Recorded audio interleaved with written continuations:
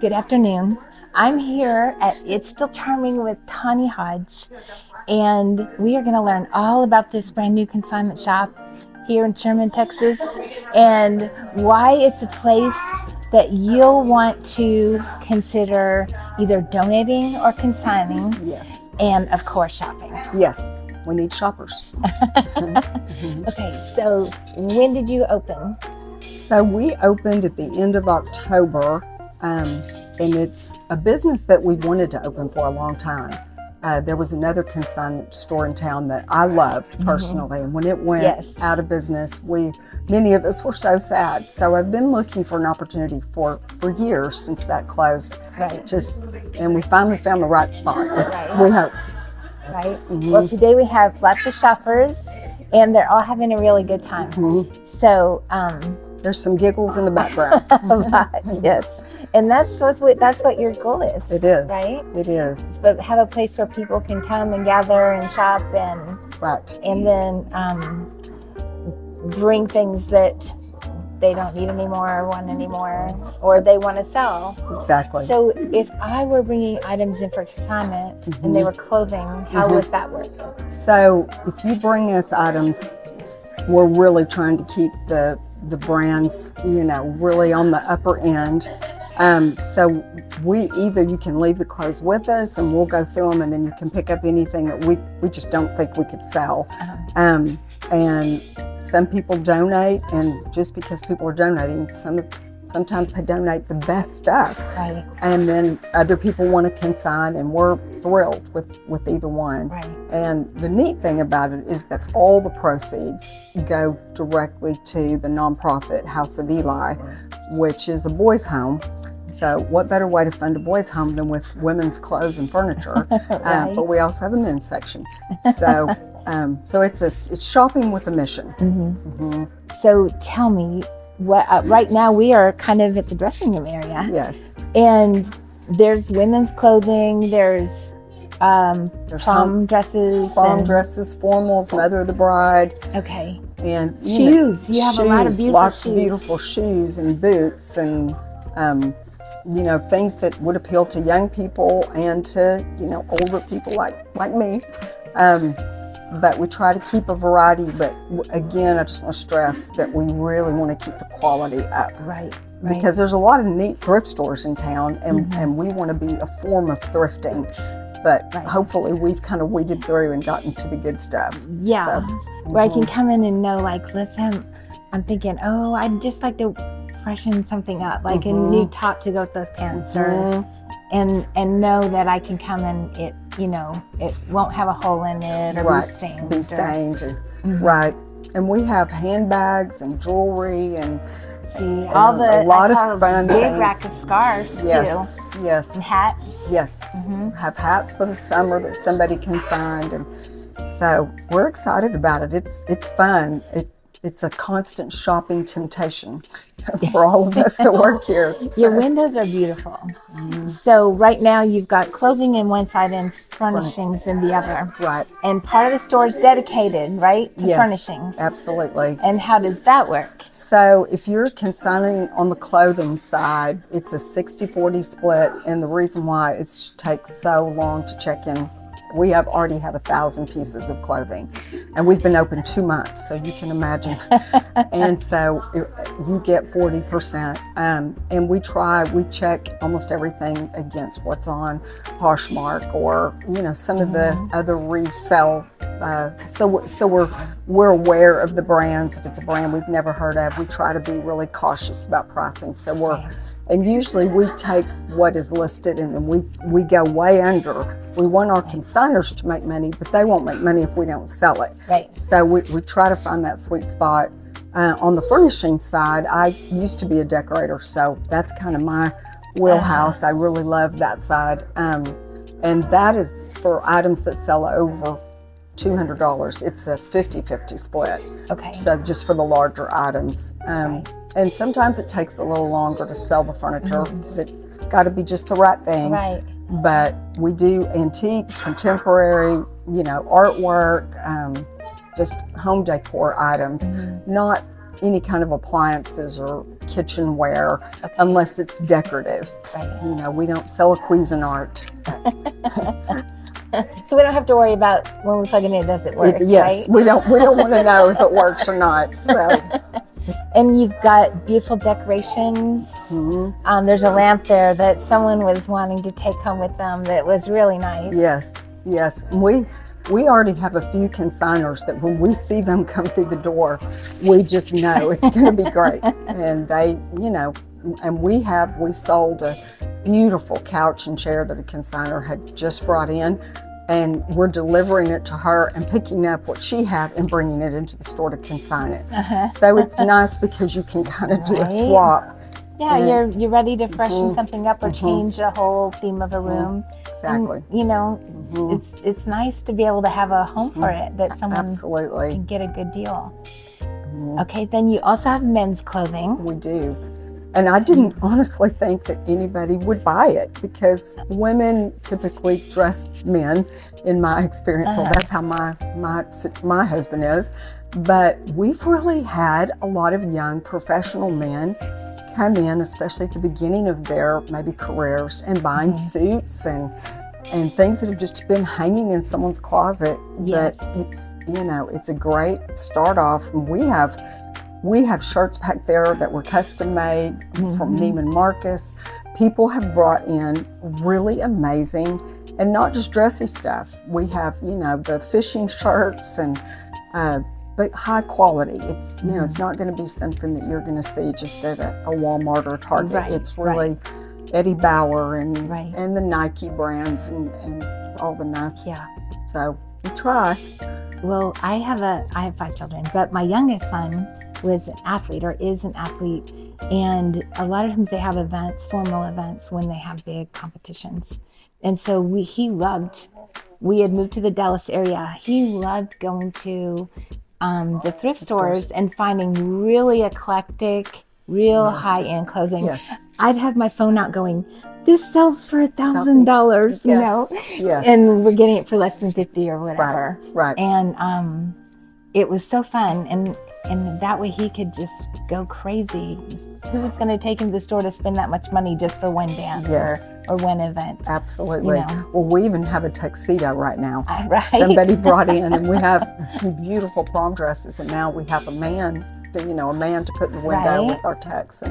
And our boys from House of Eli, we have 11 kids currently right now, are young men. They're kids to me, but they are shopping up here. Yes. And, you know, it's a good deal for them because they get a good deal, and we have some events coming up, and they need some dress-up clothes. So every suit that comes in, we go, would this fit one of our kids? And they get to come in and try them on. So it's fun. That is awesome.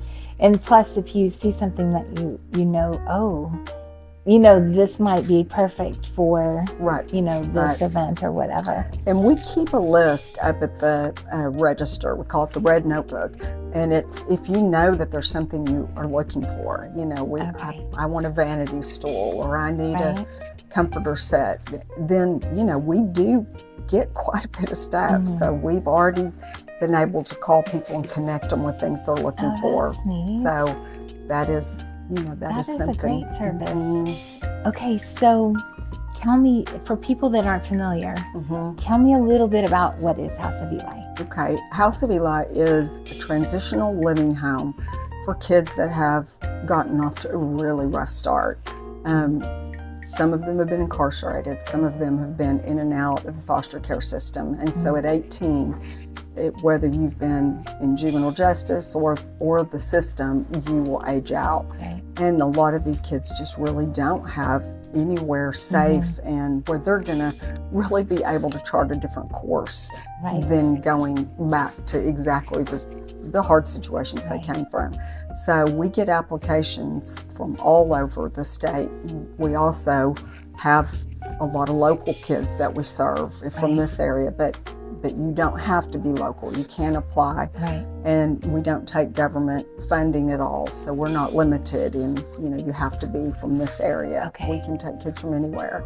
And most people are recommended to us, and we have a pretty stringent interview process, and we stay full with a waiting list. So full for us is 11. So we have 11 boys most of the time, and we don't have openings.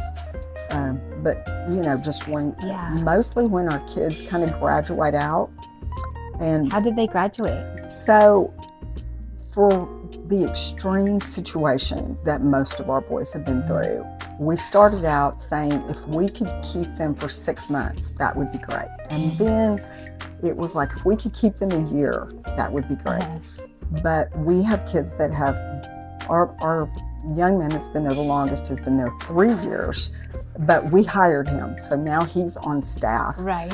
He has just flourished and has moved out of Eli and lives, actually, if I'm being honest, he lives with me and my husband. That was, not everybody's going to progress to, right. But, just amazing young men. But what we're seeing is the first goal is to keep them from entering the adult prison system. Right. And if you're homeless, whether you've ever had a criminal background, if you get out of foster care without safe housing and anybody that's going to teach you a different way of life, without that, your chances of ending up in prison are very high as well. So that's our first goal. Let's not go backwards. Right. And then, but our kids are progressing now so beyond that we have kids in college, we have kids learning to become electricians that are taking courses out at Grayson. So we're having to now really get out ahead of our kids. And we have such a block. Now we have, out of 11, we have 5 kids that have been there more than a year and a half to 2 years. So when you have 5 senior guys that have been successful, then now the new guys coming in, they have someone to look are up to. Super successful because they're going, okay, I want to own my own car. Because those are the goals we're trying to help them reach. When they leave us, when they choose to graduate, is when we, just like you would do with your kids, we do it with our kids. If we really think you are ready, and most of them do not want to leave the area, so we're buying up some properties around us when God makes them available, because this is the only stable home most of them have ever had. So they don't really want to go back. They kind of want to camp right around us. So they graduate kind of like when you would send a kid out. That's how we are. And we've helped them furnish their own apartments, and they still call us and say, Mama T, what do I do for my taxes? So we're still there. So the store is just one of many businesses that we own. Fundraising is so hard but starting a business not only provides income for Eli, but it also, we have kids that are working up here now, becoming salespeople, running our deliveries and pickups. So it's just another facet of training. So it's just it serves a lot of purposes. Yes. Exactly. So this is just one avenue for you to fund House of Eli. And do you have events also? We have one major event, and it's March 22nd, and it is a singing contest, and it's modeled after The Voice. Yes. So we have a celebrity panel of judges, and that might be the mayor or some local music talent. We have a lot of music talent on our judging panel this year. That's cool. And honestly, we have tryouts and auditions, so it's not just to show up, and it's not a karaoke night. We have usually 60 or 70 people that try out for 15 slots in the show. And we have a junior division, so we usually have a few kids that are 16 and under that compete as well. So, and there's $500 prizes. There's like an audience choice winner and a judge's choice winner. So it's worth your while if you know anybody. And then how do we attend? How do we participate? Any information that you want about House of Eli, it's houseofeli.net. Not .com, .net. And then, we also have an Eli Brothers website that talks about our fencing. We build fences, decks, we do demo, we do small moves. So we do a variety of things. But if you want to know anything about us, houseofeli.net is really, it'll tell you when the events are, it'll tell you kind of what the needs at Eli are, and has some videos, kind of hear our kids talk. And you can get to know kind of what our kids are up against. They have been through hell by the time they get to us. I can imagine. And the ones that have chosen to come and put in the work to stay, because it is work. The counseling, the bringing up, the trauma. And, I'm a counselor, and so is my co-director. We're both counselors. So in addition to running landscaping and the new store, and we flip houses, so I'm in charge of the store and the flip houses, and Laura runs all the other outside jobs. But then we take care of 11 kids. And we have a lot of men on our staff that are the professionals. So our boys are really apprentices. So if you decide to buy a fence from us, we come out, we give you a professional bid. Okay. But there's a professional man who is a fence builder. Right, it's not just a bunch of kids. It's not a bunch of kids showing up. And they're very well outfitted. And we have, like I said, the more senior our guys become, our guys are becoming very, very good at what they do. Yes. So it's a really neat model. It is. And it involves the community, because the more businesses you support, whether you come and shop or consign or you buy a fence, there's a lot of ways you can help us. Right. So I'm a realtor, so I get all kinds of calls. Hey, we want to put up a fence. Who do we call? So there's all of those things. Yes. I get calls asking for someone. Yes, and we work with a lot of realtors, and we have a lot of good reviews. I mean, we really do. Our goal is primarily to teach, and that's great for the customer, because we're not going to leave until the job is done correctly. Right. Because teaching them how to do an incorrect job that's not our mission. Yeah. Because when our boys leave, we want them to be able to say, I have a year of this experience. And they could literally go out. We have a kid right now that's already gotten 4 job offers, that's ready to move into our little graduate house behind our main house. And he's applying for even more jobs, because with that experience now, he's got something marketable. And the confidence, because these kids have gone from being, especially in their minds, a liability to being an asset. Right. It's life-changing. It is. It really is. And we, of course, do a lot of spiritual work, because their healing that they need is so far beyond what any counselor. We can't counsel all that away. So it's, we have physical fitness, we have nutrition. I mean, we have to hit it from, and the guys working on our job sites is super key, because we can't just have a group in the evening and a meal together once a week and have a place for them to live. It has to be immersive. Right. We need to be with these kids who have had 18 to 20 years of horrible guidance. And it takes a lot of time spent with them to get the re-teaching that they need. So that's why we do all this.